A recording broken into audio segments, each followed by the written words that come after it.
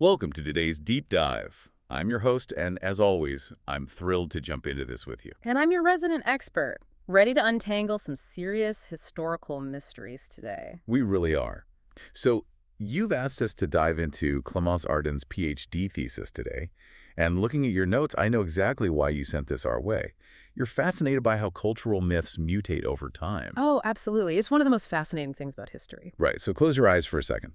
Picture the absolute, undeniable embodiment of evil. For most of us, the image that instantly floods the brain is the medieval devil. The classic Dante's Inferno look. Exactly. Think of Dante Alighieri's famous description, a grotesque weeping monster trapped up to his waist in ice. He has three faces, massive bat-like wings flapping to freeze the lake, cloven hooves, and literal bloody drivel running down his chin. It is a creature engineered to inspire just pure visceral terror. Yeah, nightmare fuel. But, it's also incredibly comforting if you really think about it. Wait, comforting? How is a three-faced ice monster comforting? Well, Dante's devil is a very binary, almost cartoonish representation. The outward, horrific physical deformity is designed to perfectly reflect an inner spiritual defect. Oh, I see what you mean. Yeah, evil in that medieval worldview is obvious. It's monstrous. It doesn't hide. You know exactly what you're supposed to run away from. That makes a lot of sense. Yeah. But then, and this is where Arden's thesis gets wild, you turn the pages of history, fast forward a few centuries, and that entire image shatters. Completely shatters. You step into the world of 19th century romantic literature, and suddenly the devil isn't a bat-winged monster anymore. He is the fallen angel. Right. He's a brooding, beautiful, deeply misunderstood anti-hero. He's this character who questions his own identity, who experiences profound psychological pain, and get this, who is desperately seeking some form of redemption. It really is a complete literary character overhaul. We transition from a supernatural creature you want to banish to a protagonist you almost want to pull aside and, comfort. And that dramatic, somewhat baffling shift is the exact focus of today's deep dive.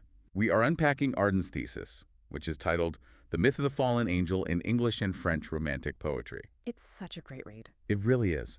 Our mission today is to completely dismantle what you think you know about the origins of the devil.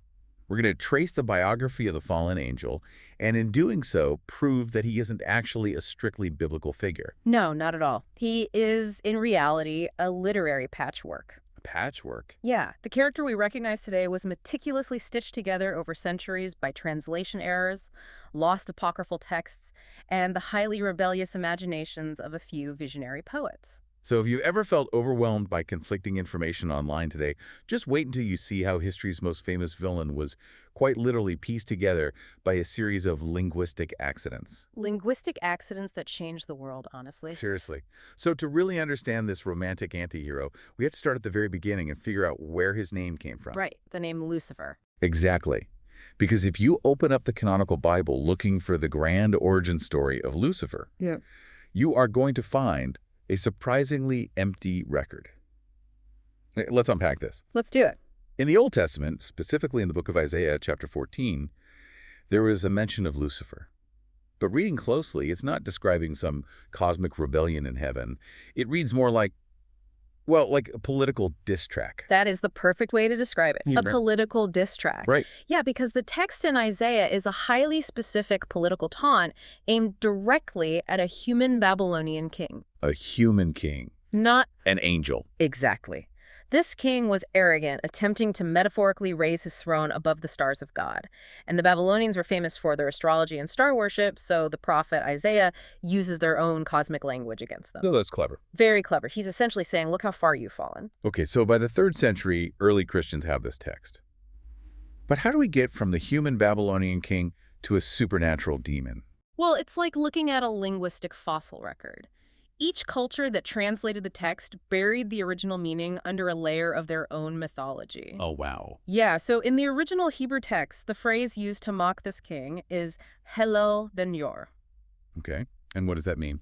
It roughly translates to morning star, son of the dawn. It's an astronomical reference to the planet Venus. Venus. Why Venus? Because Venus orbits closer to the sun, so it appears brightly in the morning sky, but then seems to plummet beneath the horizon as the sun actually rises. It tries to climb the sky, but fails. Oh, So the Hebrew writers are using the planet Venus as a clever metaphor for this king who tried to rise high but was struck down. That makes perfect sense. It does, right? It makes total sense until the Greek translators get their hands on the text. Uh-oh. The linguistic game of telephone begins. Exactly. They were creating the Septuagint, which was the foundational Greek translation of the Hebrew Bible for Hellenistic Jews. They need a word for Venus, the morning star, so they translate that Hebrew phrase into the Greek word Hespheros. Okay, Hespheros. Does that change the meaning? Well, Hespheros does mean morning star, but in Greek culture, it carries heavy baggage. It directly connects to the myth of Phaeton. Wait, Phaeton. The Greek myth? Yep. The arrogant boy who stole his father's sun chariot, flew dangerously high, and was struck down from the sky by Zeus's thunderbolt. Oh, wow.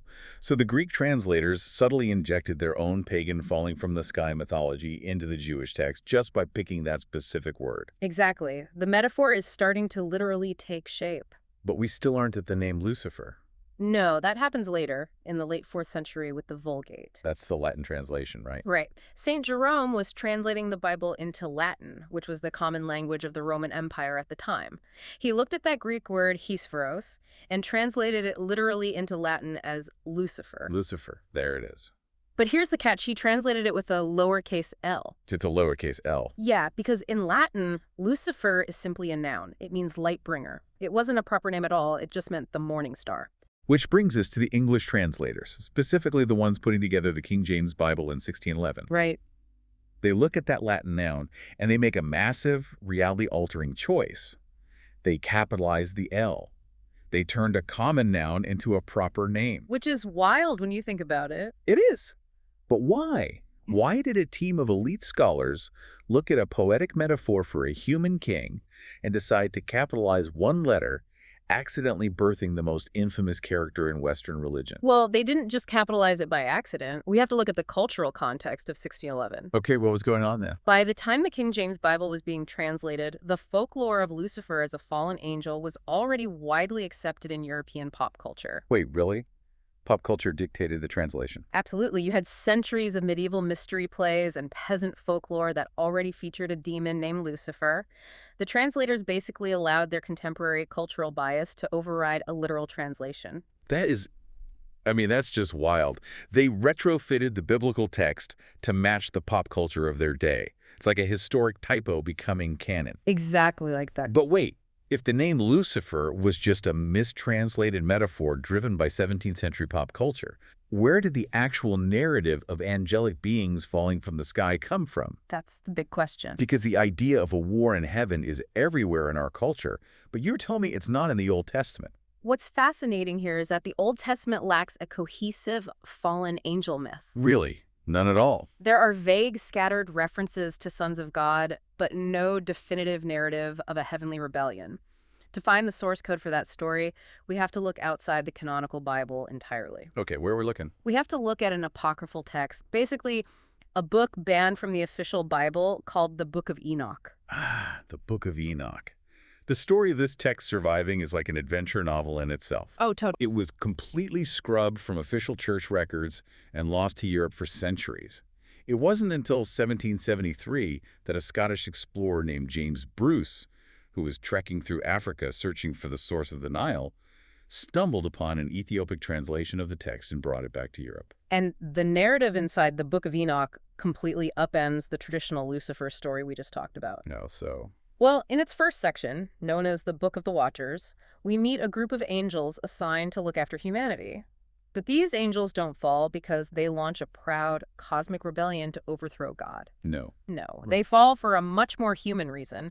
They are overcome by lust. Lust. They look down from the heavens, see that human women are beautiful, and collectively decide to abandon their divine posts. Exactly. They literally come down to Earth to take wives and start families. That is a very different vibe from Dante's Ice Monster. Very different. And the text gives us two main characters who embody different fragments of what will eventually become the Satan myth. Okay, who are they? First, there is Samjaza, the leader of the Watchers. He is driven by his desires, but he possesses a striking self-awareness. He knows they are committing a massive sin, and he actually volunteers to take the blame and bear the punishment for the entire group. Okay, so there's a sense of tragedy and responsibility there. Right. And then you have the second figure, Azazel. Oh, here's where it gets really interesting. Azazel isn't just driven by lust, right? No, he's much more complex. He comes down to earth and starts teaching humanity forbidden arts. He teaches them metallurgy, how to forge swords and shields. He teaches them how to make mirrors and how to use cosmetics and jewelry. He is sharing divine secrets. Yes, and listening to that, Azazel sounds exactly like the Greek Titan Prometheus. Yes, the Promethean connection. He is sharing forbidden knowledge to advance human civilization rather than acting like a malicious demon trying to drag souls to hell. That Promethean connection is vital, and it becomes the bedrock for how the Romantics view him centuries later. But to understand the mechanism behind this text, we have to ask why the authors of the Book of Enoch wrote this specific story in the first place. Why did they? Theologians classify this text as a theodicy. A theodicy, meaning an attempt to justify God's actions and explain why evil exists in a world created by a perfectly good deity. That's the mechanism. Think about the canonical book of Genesis. God floods the entire earth, drowning almost everyone because humanity has become wicked. Right. That places the blame for evil squarely on human shoulders, but it also paints God as a rather ruthless punisher. Yeah, flooding the whole earth is pretty harsh. So the Book of Enoch offers a different mechanism. It shifts the blame. It suggests the flood was entirely necessary because these fallen angels, the Watchers, mated with human women and created a race of violent, corrupt giants called the Nephilim. So the evil wasn't humanity's fault. Exactly. It was an invasive species. The Watchers' narrative acts as a cosmic scapegoat to protect God's reputation. So let's look at the board here. By the 3rd and 4th centuries, early Christians have a massive narrative problem. They have a mistranslated name, from Isaiah pointing to pride, and a banned book of lustful angels pointing to forbidden knowledge. It's a mess. If you're a church father trying to build a cohesive, unified religion, this is a PR nightmare. How do you consolidate it? You synthesize. Theologians like Origen of Alexandria and St. Augustine looked at all these disparate, confusing textual fragments and worked to build a unified timeline. Okay, how did Augustine do it? St. Augustine, in his famous work, The City of God, definitively stated that the devil was originally an angel who fell due to his own pride. And crucially, he established that this fall happened before Adam and Eve were even created. Oh, so he sets the timeline. Yes. Augustine made the fall of Satan the original sin of the universe, predating human sin in the Garden of Eden. Okay, so Augustine provides the timeline, but it's still just a dry theological framework. It lacks character. Very much so. The true, definitive biography of Satan wasn't written by a priest. It was written by a poet. Specifically, the English poet John Milton, who published his massive epic Paradise Lost in 1674. Right. The literary critic Harold Bloom argued, quite convincingly, that Milton truly invented the literary Satan. Invented him how? Milton took Augustine's timeline and infused it with the DNA of classical epic literature. Yes. Milton completely models Satan on characters from Homer. He gives Satan the injured merit and the brooding, obsessive wrath of Achilles. And he gives Satan the cunning, the disguise skills, and the persuasive storytelling prowess of Odysseus. Exactly. Satan isn't a mindless monster in Paradise Lost. He is a highly charismatic military general who has just lost a massive war, rallying his defeated troops in the burning landscape of hell. And Milton's physical descriptions also provide incredible depth. I mean, he describes Satan with the proportions of an ancient titan. His spear is so massive it's compared to the tallest pine mast of a great flagship.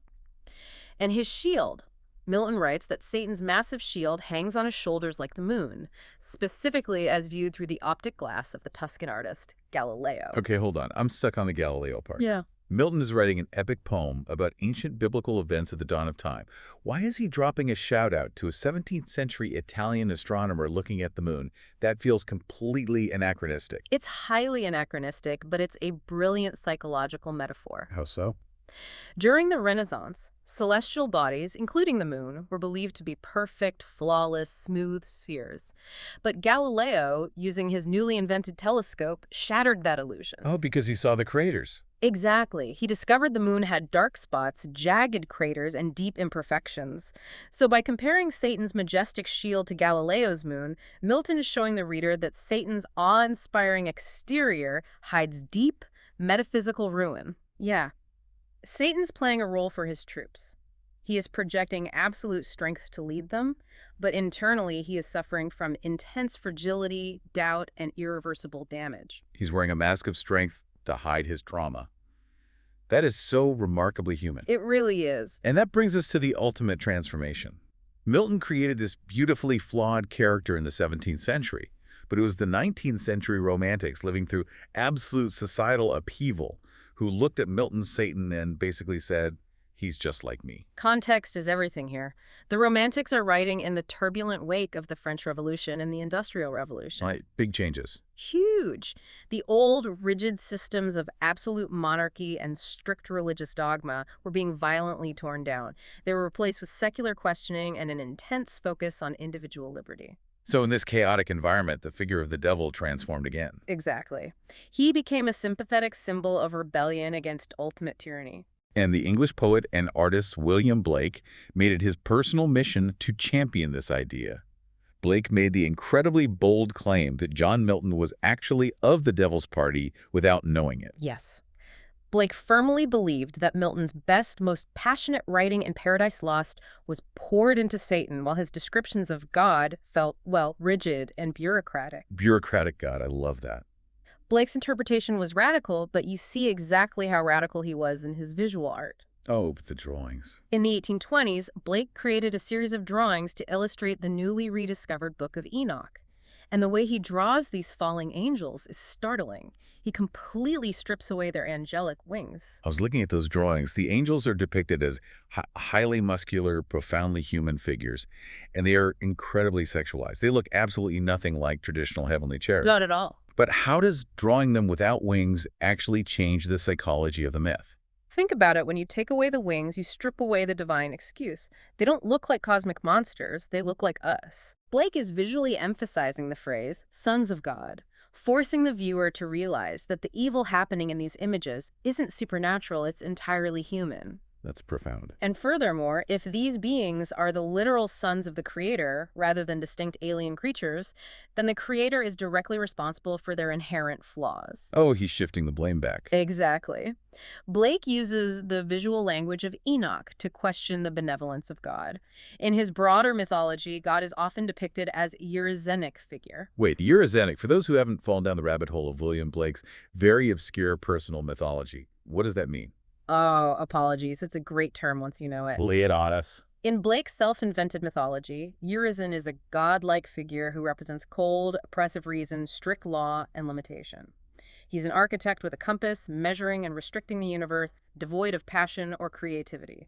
Okay, so by calling the traditional god Eurozenic, Blake is portraying him not as a loving father, but as a tyrannical dictator who destroys the earth on a whim just because his creations don't follow his rigid rules. Exactly. Blake is completely flipping the script. The rulemaker becomes the oppressive villain, and those who rebel are the tragic victims. And Blake's empathy extends to the women too, doesn't it? Yes, very much so. Because he draws the human women who mated with the angels transforming into sirens. They are physically bearing the monstrous burden of original sin, highlighting the tragic consequences of defying this rigid authority. It's incredibly dark psychological commentary. It is. And this romantic rebranding wasn't confined just to England. The thesis we are exploring spends substantial time showing how this idea crossed the English Channel and evolved in France, taking on an even more melancholic tone. Yeah, you had French poets like Alfred de Vigny taking the concept of the tragic Satan and exploring his capacity for love and sorrow. Vigny's poem Eloa is a perfect example of this. Tell us about Elo. Vigny invents an entirely new angel named Eloa, who is supposedly born from a single tear shed by Jesus. She is the literal embodiment of divine pity. Divine pity, okay. And what does the angel of divine pity do? She hears about the immense suffering of Satan in hell, and she is so moved by his tragic loneliness that she leaves heaven to go comfort him. It's a breathtaking narrative choice. Ugh. Satan is no longer a political rebel to be feared. He is a broken being who inspires ultimate divine pity. Yes. Eloa falls in love with his sorrow and ultimately falls from grace herself just to be with him. The French Romantics took Milton's rebellious leader and turned him into a figure worthy of tragic, consuming love. And Victor Hugo pushes it even further. Oh, Hugo goes all out. In his epic, unfinished poem, The End of Satan, Hugo writes a universe where Satan's rebellion is fundamentally a search for lost light. Hugo introduces an angel named Liberty, who is actually born from a feather that fell from Satan's wing during his original fall. Born from a feather, it's so poetic. And Liberty's mission is to save Satan from his own darkness. Hugo is writing in a France defined by political revolutions. The subtext is pretty clear. The devil, representing the rebellious human spirit, is redeemed not through strict obedience, but through liberation. The French poets added profound melancholy and a deep desire for forgiveness to the myth. The Romantics used Satan as a mirror. Right. He wasn't the embodiment of biblical evil anymore. He was the ultimate symbol of the individual struggle against an oppressive society, against a monarch, and against a seemingly uncaring universe. They humanized him because they felt exactly as alienated, as conflicted, and as desperate for meaning as he did. Precisely. If we connect this to the bigger picture, it's about projecting our own struggles. So what does this all mean? When I look at all this together, it honestly reminds me of teenagers identifying with a misunderstood, brooding villain in a movie, rather than the rigid, authoritative hero who just enforces the rules without question. Yes. It's a very natural human reaction to authority. We started this deep dive with Dante's three-faced monster, frozen in ice, meant to terrify the masses into submission. And we've watched that monster completely dissolve. Melted away, you could say. We've seen how a few misunderstood Hebrew words, mocking a king, combined with a lost African manuscript about lustful angels, were taken by church fathers, glued together to solve a theological PR problem, and ultimately transformed by poets into the most complex, emotional anti-hero in Western literature. It is a profound testament to the mechanics of storytelling. We literally build the gods and monsters we need for the era we are living in. Absolutely. So the next time you read a story or hear a cultural myth presented as absolute historical fact, I want you to remember this journey. Remember how much of our core cultural beliefs are shaped by accidents of translation, by historical political agendas, and by the fundamental human need for a truly compelling narrative. And it leaves us with one final, perhaps slightly unsettling thought to chew on. What's that? As the thesis points out, the original myths of evil, like the Book of Enoch, were invented as theodicies. They were cosmic scapegoats created so that humans didn't have to take the blame for the darkness in the world. Right. But if the figure of Satan was meticulously stitched together by humanity over centuries... Wait, let me rephrase that. If he was given our injured pride by Milton, our lust and desire for forbidden knowledge by the Book of Enoch, and our rebellious, questioning introspection by the Romantics, then perhaps the fallen angel isn't a supernatural creature at all. Then what is he? Perhaps, when we look at the devil, we are simply looking at the most accurate, unfiltered portrait of humanity we have ever dared to paint. And if that's true, who really needs redemption? A terrifying and beautiful thought. And it brings us right back to that frozen lake in Dante's hell. Maybe the face we see crying in the ice is